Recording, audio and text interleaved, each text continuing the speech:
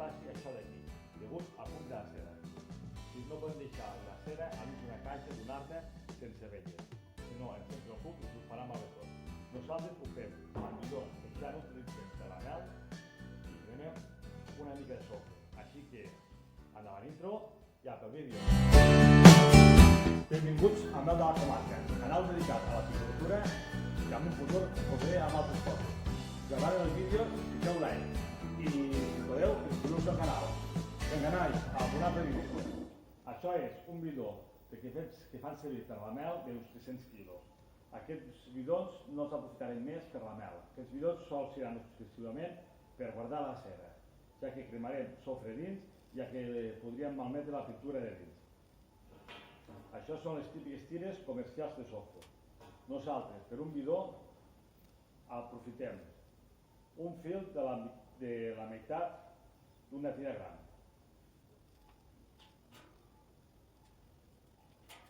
Amb una tira així en tindrem prou. Ara, fem el bidó i omplirem els panels. Els panels ja els tenim nets perquè els hem deixat a l'avellar i les abelles se l'han menjat tot. La llimpia.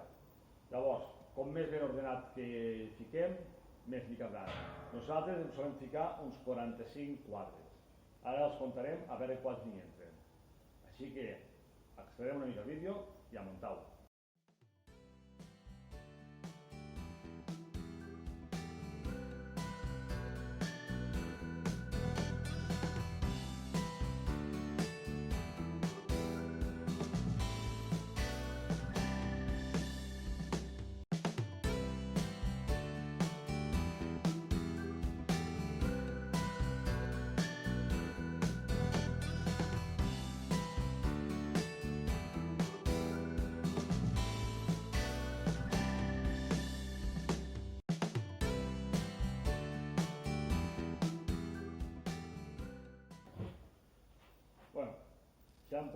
Ja en portem uns 23-24, quasi més de la meitat.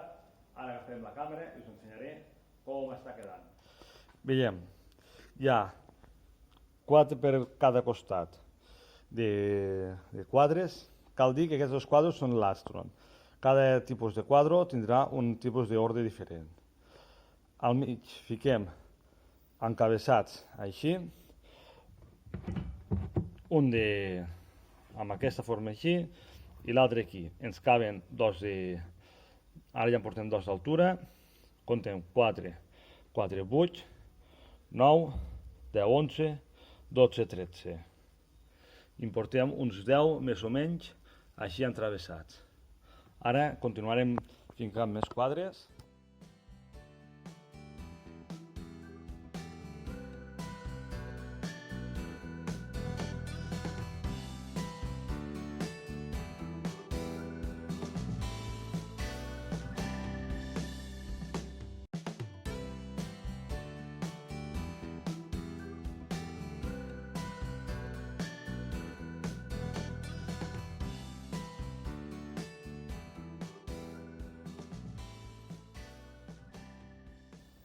Al final hem ficat 44, que s'han pogut ficar un més, però és apurar, perquè ho hauria de treure tots, que hem deixat un, ja que d'un any per l'altre a vegades me n'oblido.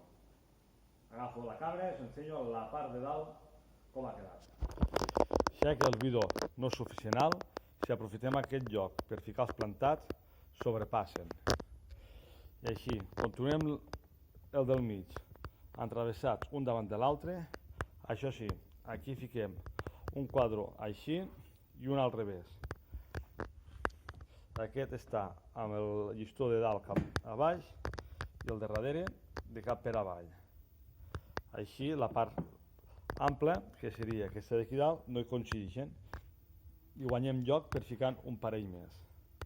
Ara ja estaria ficat, sobretot que no sobrepassi per la part d'aquí. Hem tingut problemes amb l'àudio i ara ho hem de fer a fora càmera, ja que no podem repetir la maniobra. Aquí, una vegada hem acabat de ficar els panels de cera, comprovarem que la tapa es tapi bé i sobretot tindrem el material a punt.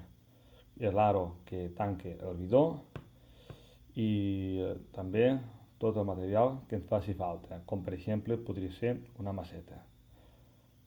Ara prepararem també la mica de sofre i un filferro. El filferro pot ser un filferro normal. Podem aprofitar un filferro d'un quadre.